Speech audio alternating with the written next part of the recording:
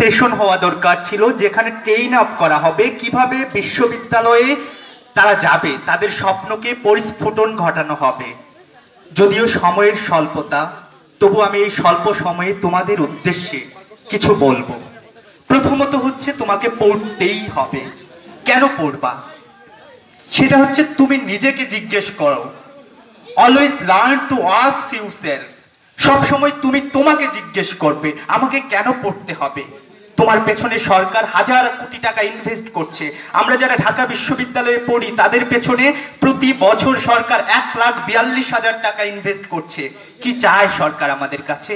আমাদের কাছে সরকার চায় মেধা, সৃজনশীলতা, চিন্তন। আমরা থিওরি মেক করব, যেটি দিয়ে তৈরি হবে আগামীর বাংলাদেশ। দ্বিতীয়ত সৃজনশীল পদ্ধতি এবং হাতের লেখা। 2010 সাল থেকে প্রবর্তন হয়েছে একটি শিক্ষা পদ্ধতি, যেটি বাংলাদেশের শিক্ষা ব্যবস্থায় আমূল পরিবর্তন এনেছে, সেই সৃজনশীল পদ্ধতি। আমি সৃজনশীল সম্পর্কে বিস্তারিত বলতাম, বাট সেটির জন্য উন্মুক্ত একটি সেমিনারের প্রয়োজন ছিল। যদিও সময়ের স্বল্পতার জন্য সেটি হচ্ছে না, আমি সংক্ষেপে বলবো। তোমরা যেহেতু ছিল, যদিও সময়ের স্বল্পতার জন্য সেটি হচ্ছে না, আমি সংক্ষেপে বলবো। তোমরা যেহেতু এসএসসি বা এইচএসসি পরীক্ষা দিবা, সৃজনশীলের 4টা প্রশ্ন থাকে। ক নাম্বার প্রশ্ন জ্ঞানমূলক, সেটি বলার কিছু নেই। খ নাম্বার প্রশ্ন 2 ভাবে তুমি শেষ করবে। প্রথম হচ্ছে এক লাইনে শুধু জ্ঞানমূলক বলে দিবে, আর দ্বিতীয় হচ্ছে তুমি শুধু ব্যাখ্যা দিবে, সেটা যেন ইনফরমেটিভ হয়।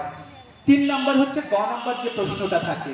গ নাম্বার প্রশ্নের ক নাম্বার তুমি 4 ভাবে সেটি সাজাবে। ক নাম্বার তুমি সাধারণ একটি উত্তর দিয়ে দিবে। দ্বিতীয় নাম্বারে তুমি কম্পেয়ার করবে উদ্দীপকের সাথে, অর্থাৎ উদ্দীপককে তুমি সামারাইজ করবে।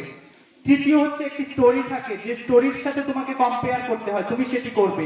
আর তৃতীয়ত তুমি হচ্ছে সেই স্টোরি এবং উদ্দীপককে মিলিয়ে একটি রেজাল্ট প্রুভ করবে। এটা হচ্ছে গ নাম্বার, এবং খ নাম্বারও প্রায় সেই। তুমি এভাবে করো, তুমি 10-এ 10 পাবে। আমি ইন্টারমিডিয়েটে 10-এ 10 পেয়েছি, আমি সাক্ষী। ঢাকা বোর্ডে আমি 28তম স্থান অধিকার করেছি। তৃতীয়ত যে বিষয়টি, সায়েন্স, আর্টস না কমার্স, তুমি তোমার স্বপ্নকে দেখো। সারভাইভ ইউর ড্রিম, তোমার স্বপ্নকে বেছে নাও।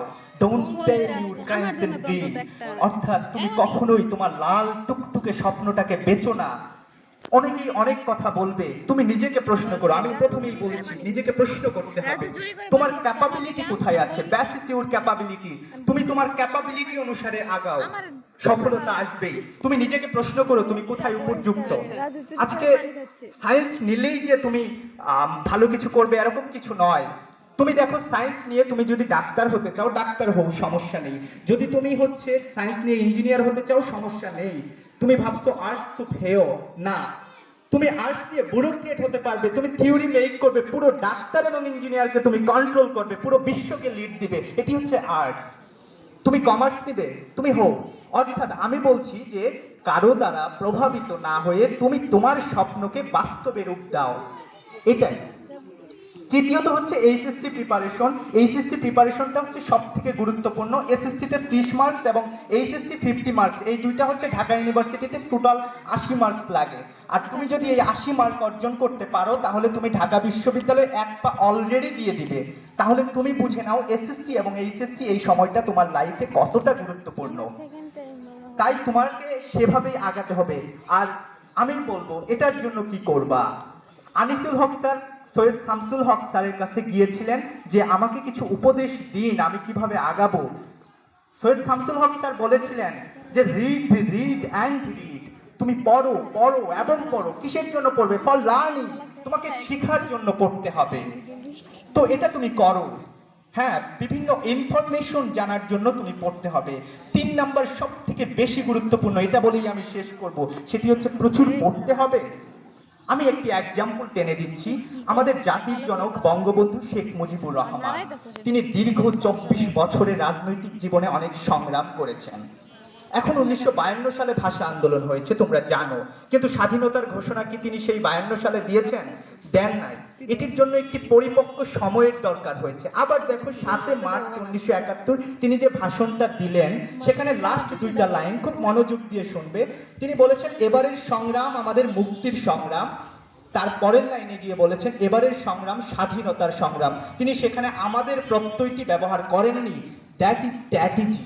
কারণ তিনি যখন যদি সেখানে আমাদের স্বাধীনতার সংগ্রাম কথাটি বলতেন, তাহলে তাকে বিচ্ছিন্নতাবাদী নেতা হিসেবে ধরা হতো, এবং তাকে হচ্ছে দেশদ্রোহিতার মামলায় ফাঁসানো হতো।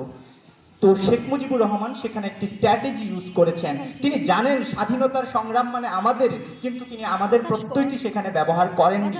এটাই হচ্ছে তোমার স্ট্র্যাটেজি। প্রচুর পড়লে কাজ হবে না, তোমাকে কৌশলী হতে হবে। তোমাকে অল্প পড়ে কিভাবে বেশি আগানো যায় সেটি তোমাকে অর্জন করতে হবে। তো এটি হচ্ছে সব থেকে গুরুত্বপূর্ণ। আর হাতে লেখার যে বিষয়টি আসে, হাতে লেখা খুব বেশি গুরুত্বপূর্ণ না। তোমার পরীক্ষক তোমার হাতে লেখা বুঝলেই হচ্ছে। আমার হাতে লেখা সব থেকে খারাপ ছিল, কিন্তু আমি 10-এ 10 সৃজনশীল পেয়েছি শুধুমাত্র আমি সৃজনশীল যেভাবে বললাম এই পদ্ধতিটা অনুসরণ করার জন্য। আমি আর বেশি কিছু বলবো না। তোমাদের স্বপ্ন সার্থক হোক। তোমরা এখানে অনেকেই অনেক কিছু হওয়ার স্বপ্ন দেখছো। তোমাকে বলতে হবে I must want to be a Dhabian. তোমাকে অবশ্যই ঢাবিয়ান হতে হবে, তোমাকে অবশ্যই মেডিকেল হতে হবে। তুমি এটি বলো, তোমার কন্ট্রোল তোমার উপর থাকবে না, তোমার কন্ট্রোল অন্য কেউ পরিচালিত করবে, যেটি তোমাকে সব সময় তাড়িয়ে বেড়াবে, যে স্বপ্ন তোমাকে কখনোই ঘুমাতে দিবে না। আমি শেষ করব একটি কথা দিয়ে। পবিত্র কুরআনের একটি আয়াত, সূরা আন-নাজমের 39 নম্বর আয়াত। আমি ইন্টারমিডিয়েটে যখন পড়েছি, এটি আমার পড়ার টেবিল সামনে আমি টানিয়ে রাখতাম। সেটি হচ্ছে, মানুষ যে জন্য পরিশ্রম করে সে তাই পাবে। অর্থাৎ আমি ভাবতাম আল কোরআনের বাণী কোনোদিন মিথ্যা হতে পারে না, তো আমি যেহেতু পরিশ্রম করছি সফলতা আসবেই। এটি হচ্ছে তোমার পরিশ্রমটা হচ্ছে এই যে তুমি যে পথটা অতিক্রম করছো এখন, এই পরিশ্রমটা তুমি করো। আমি শিওর দিয়ে দিচ্ছি তুমি তোমার স্বপ্নকে, তোমার স্বপ্নের জায়গায় পৌঁছাতে পারবে, এবং তুমিই হবে বাংলাদেশের সেরা একজন মানুষ, যেটি বাংলাদেশ সরকার তোমার পেছনে ইনভেস্ট করছে এই কথাগুলো বা এই স্বপ্নগুলো বাস্তবায়ন করার জন্য। তো তোমার স্বপ্নের পরিপূর্ণতা পাক, আমি সে আশাবাদ ব্যক্ত করছি। আমি তোমাকে আমার ক্যাম্পাসে স্বাগত জানাচ্ছি। তোমরা ক্যাম্পাসে আসো, ক্যাম্পাসকে দেখো, পর্যবেক্ষণ করো, তোমার স্বপ্নকে বাস্তবে রূপ দাও। ধন্যবাদ জানাচ্ছি সবাইকে। জয় হোক সকল মেধাবী। আল্লাহ হাফেজ। এই এটা ভিডিও করা লাগে। ধন্যবাদ